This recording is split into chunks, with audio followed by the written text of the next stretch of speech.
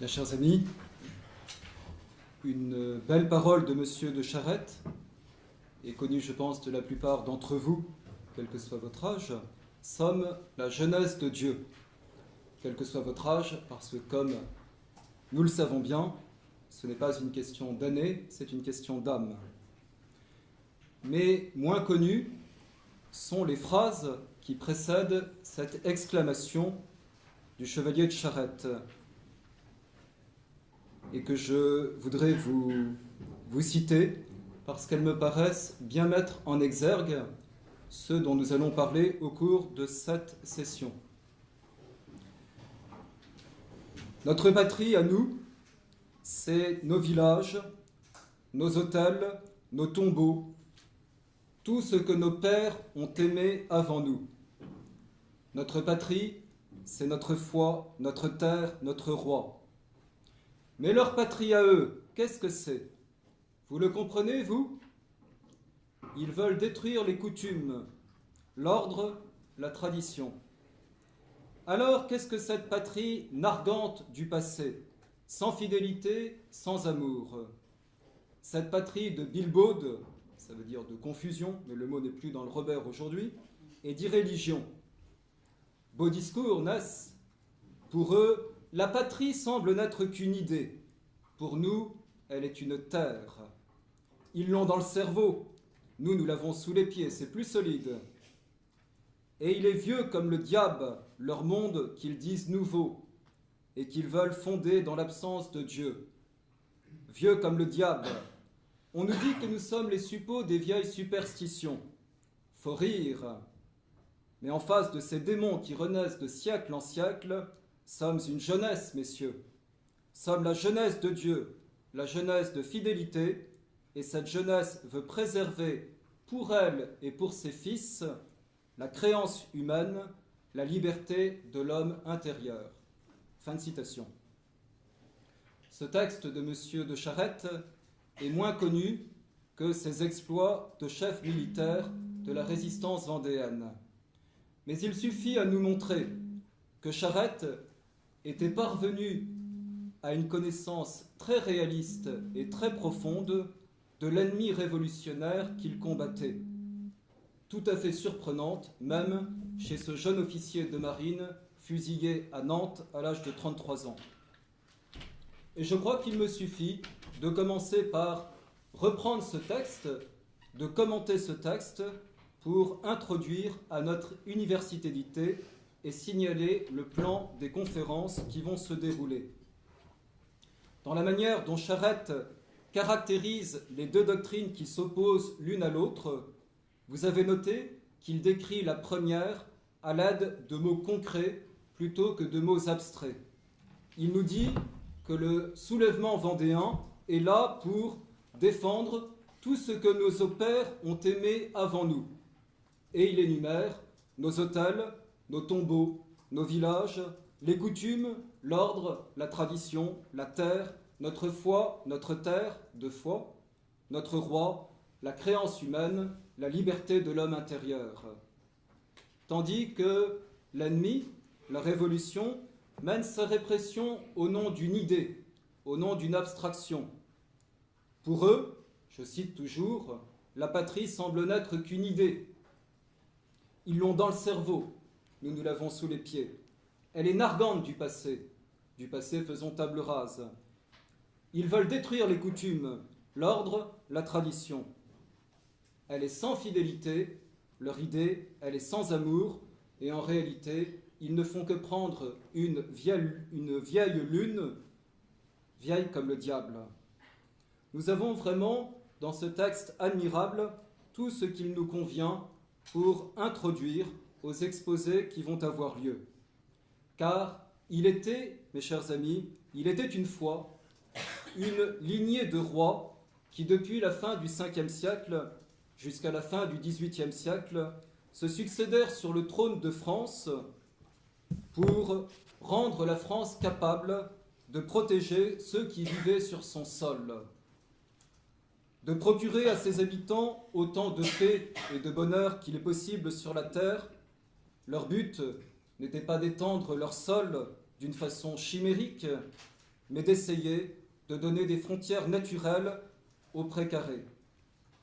Le premier d'entre eux, Clovis, reçut le don de la foi et fut suivi en cela par ses guerriers.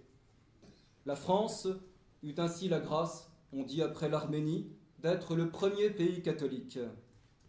Le catholicisme des rois devint une loi fondamentale du royaume, et ce fut un bien immense pour ce peuple de vivre dans l'unité de cette religion, celle seule que Dieu a donnée aux hommes.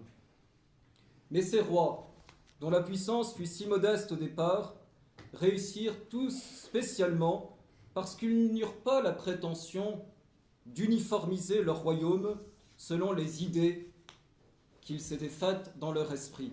Tout au contraire, avant que Clovis ne commence à régner, il existait des familles, des villages, des villes, des tombeaux, des autels, même s'ils n'étaient pas chrétiens, une terre, des coutumes, des traditions, un passé. Sans doute, dans l'anarchie provoquée par le déclin de l'Empire romain, la terre française avait grand besoin d'être défendue et remise en ordre. Mais l'intelligence naturelle de ces rois consista à respecter tout simplement le pays tel qu'il commençait à se livrer à eux et sans remise en cause des coutumes, des traditions qu'il fallait christianiser pour toutes celles qu'il était possible de christianiser. Et moins encore, ne remettait-il en cause les familles, les villages, les cités. Au contraire, il s'en servait comme autant de forces vives qui existaient et qui étaient naturelles. Les premiers gouvernements ne se fixaient pas pour objectif de faire passer les territoires conquis au cordeau d'une administration qui régenterait jusqu'au prix de la baguette de pain, mais ils se montrèrent très respectueux des modes d'organisation qui pouvaient exister. Nous ne voulons évidemment pas prétendre que ce réalisme n'eût pas ses accros, mais nous pouvons dire que d'une façon habituelle, les rois recherchèrent à s'appuyer sur les traditions très diverses des communes, des provinces, des traditions dont ils comprenaient tout simplement qu'elles représentaient une précieuse sagesse jaillie du sol. La première conférence que vous allez entendre, celle du professeur Franck Busco, expliquera que ces sociétés naturelles constituent des réalités, comme leur nom l'indique, qui découlent tout simplement de la nature même de l'homme tel qu'il existe, tel que Dieu l'a voulu, d'un homme que l'on ne refait pas, d'un homme qui existe, d'un homme qui ne peut pas se suffire à lui-même et qui est en cela bien différent d'un certain petit poussin déjà autonome, tel qu'il casse sa coquille pour commencer à se promener tout de suite d'une façon autonome dans la basse-cour.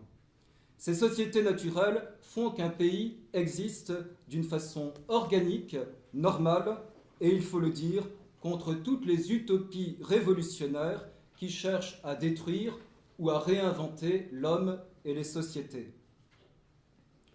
En opposition à ce pays réel, fort de ces sociétés naturelles, Charette stigmatise des hommes qui narguent le passé, qu'ils méprisent et qui veulent imposer les idées qui sont sorties de leur cerveau fumeux.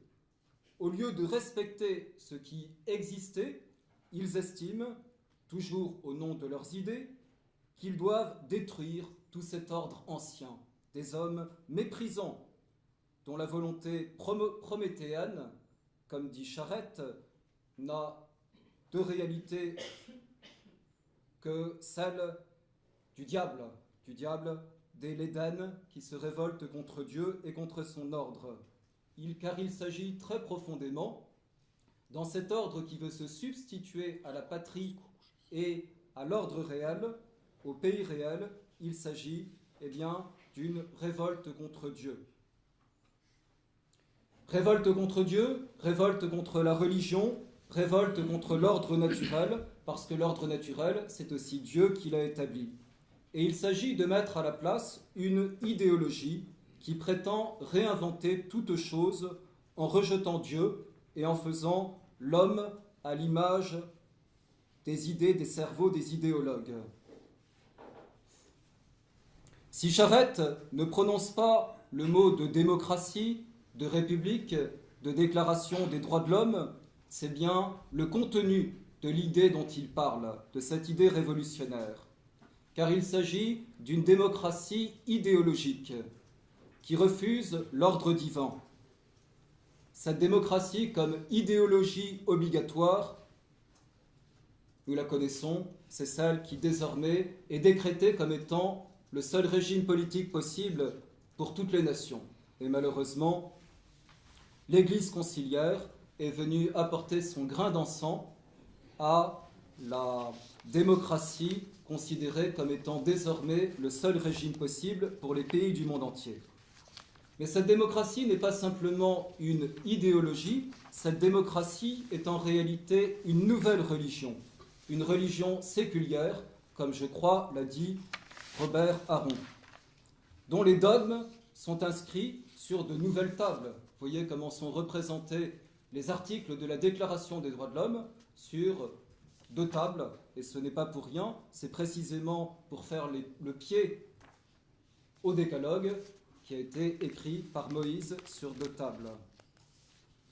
L'aveu de Michelet, bien oublié aujourd'hui, mais bien intéressant dans ses écrits, l'aveu de Michelet est bien révélateur. La Révolution n'adopta aucune église. Et il pose la question, pourquoi ? Et la réponse, c'est qu'elle était une église elle-même. Et c'est le professeur Hugues Petit qui nous exposera ce qu'est cette déclaration des droits de l'homme, qui nous montrera sans doute ses contradictions internes et son caractère criminellement utopique. Viendra ensuite la conférence du professeur Bedel, qui nous montrera que la guillotine n'a pas simplement fonctionné pendant quelques années pour les rois, pour les nobles, pour les prêtres, pour les savants dont la République, paraît-il, n'a pas besoin, pour les Français attachés à leurs familles, à leurs hôtels, mais la guillotine a continué son œuvre, et c'est moins connu. Elle a continué son œuvre depuis la Révolution jusqu'à aujourd'hui, et de quelle manière ?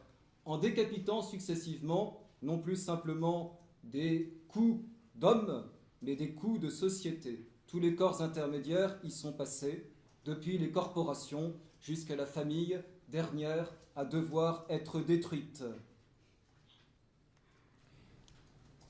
C'est ce qu'on nomme le déboisage social. Au nom de la liberté, il s'agit d'émanciper l'homme de toutes ces sociétés pour qu'il soit enfin lui-même. On ne sait pas ce qu'il en restera, mais c'est ce que nous dira le professeur Bedel.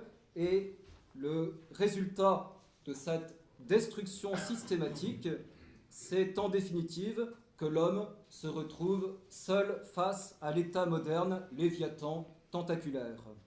Cet homme né orphelin, cet homme mourra célibataire, c'est connu, cet homme n'a ni cerveau, cet homme est asexué, et il n'a pas eu besoin de l'islam, rassurons-nous, pour entrer en hébétude et en dimitude.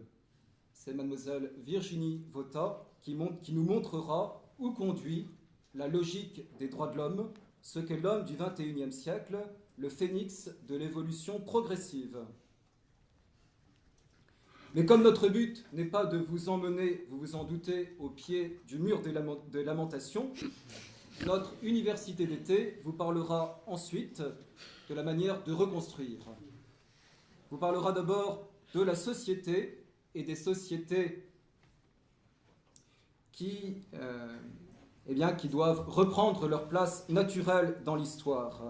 Il s'agira donc du programme de reconstruction, et ce programme de reconstruction, c'est M. l'abbé Beauvais qui vous en parlera. Qu'est-ce que nous recherchons avec Civitas ? Eh bien, nous recherchons la reconstruction d'une société sur ses bases naturelles et sur ses bases surnaturelles, c'est-à-dire dans les fonds baptismaux où tout s'est passé à Reims. Et nous montrerons aussi comment c'est pour le plus grand profit des familles et des hommes que les choses soient ainsi. Puis, votre serviteur vous exposera si on lui laisse du temps, mais s'il en laisse aussi aux autres, quelles doivent être les qualités morales, spirituelles des ouvriers, des soldats, des militants de cette reconstruction. Enfin, mon illustre voisin de droite, M.